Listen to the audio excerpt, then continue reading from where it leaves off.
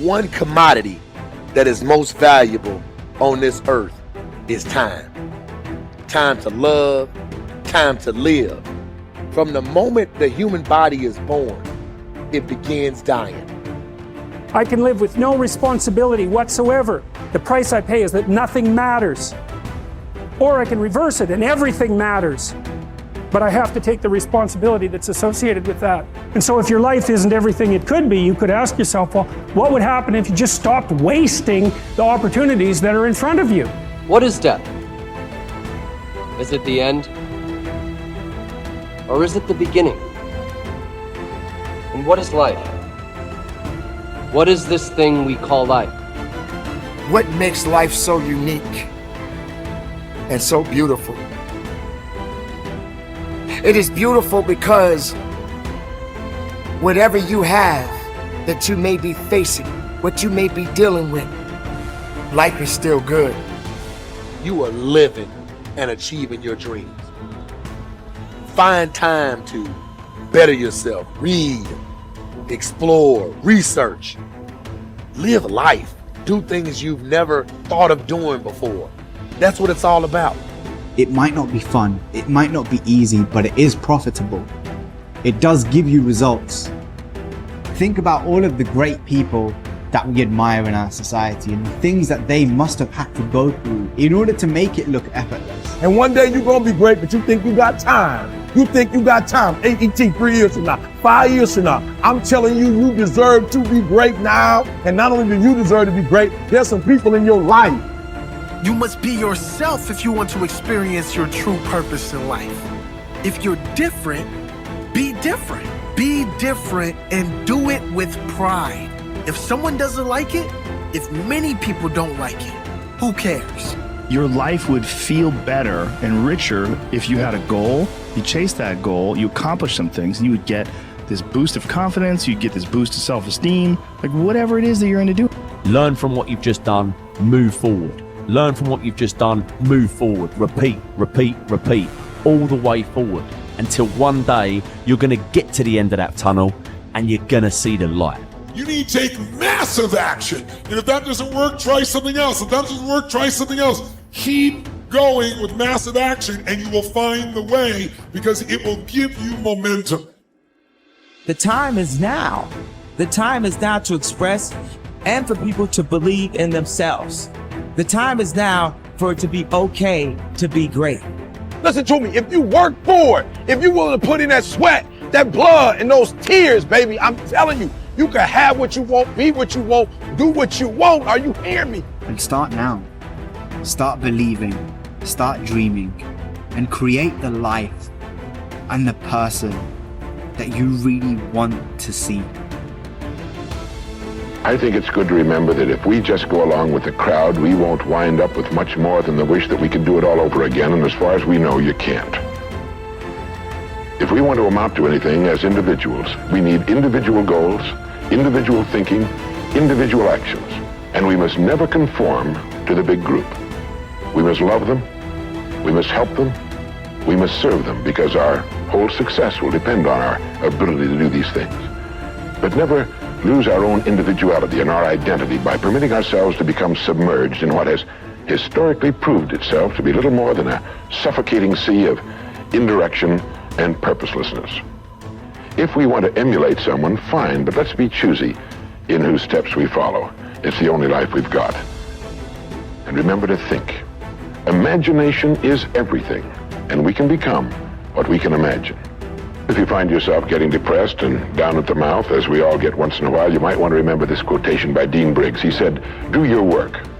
Not just your work and no more, but a little more for the lavishing's sake. That little more which is worth all the rest. And if you suffer as you must, and if you doubt as you must, do your work. Put your heart into it, and the sky will clear.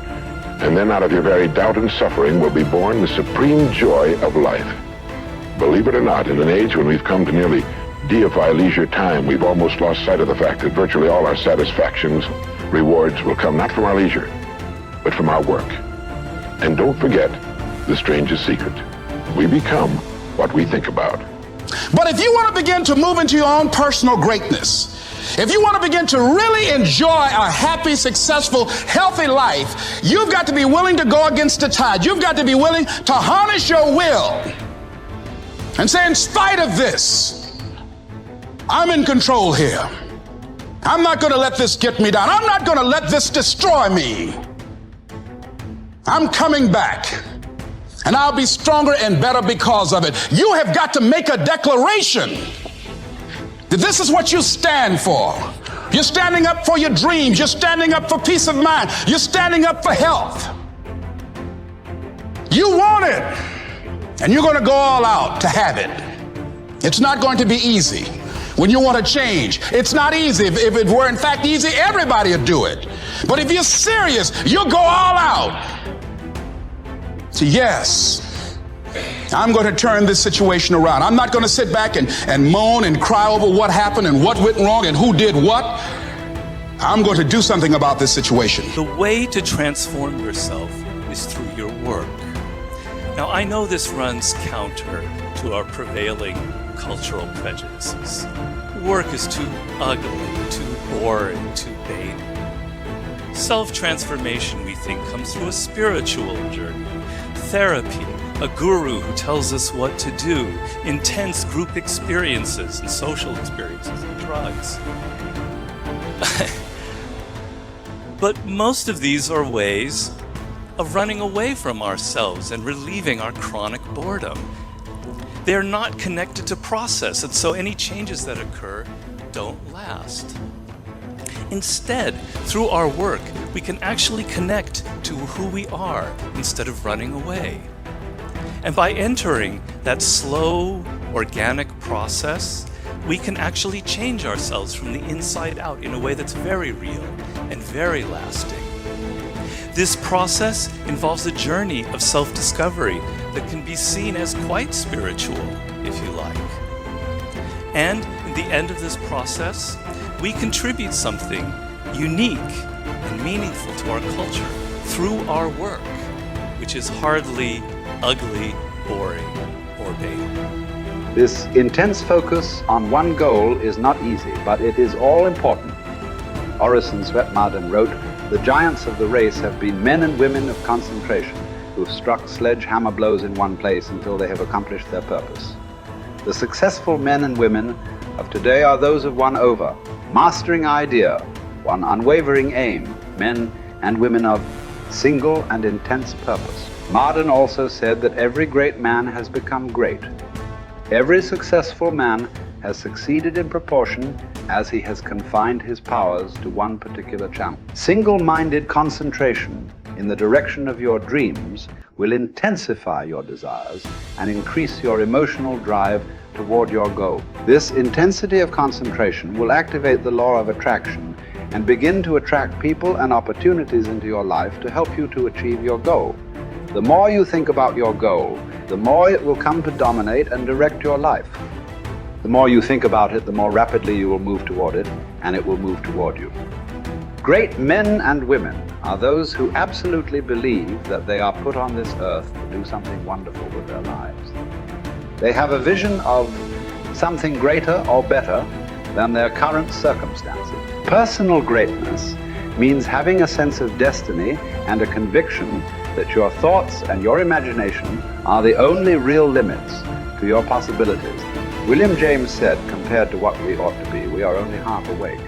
We are making use of only a small part of our physical and mental resources. Stating the thing broadly, the human individual thus lives far within his limits. He possesses powers of various sorts which he habitually fails to use. The founder of Success magazine, Orison Swett Marden, once said, "There are powers inside of you, which if you could discover and use, would make of you everything you ever dreamed or imagined you could become." In a 5-year study of leaders reported on in his book, Leaders, Warren Bennis discovered that each of them consciously avoided the comfort zone by continuously setting higher goals. They never allowed themselves to become complacent. They lived their lives fully extended, always striving to be and do more. To develop unshakable self-confidence, you need to see yourself and think of yourself as a leader, and to do what leaders do. You need to stretch yourself toward the outermost boundaries of your potential. You need to set goals that draw out of you the very best that is in you. You need to work toward objectives that cause you to feel a sense of mastery and peak performance.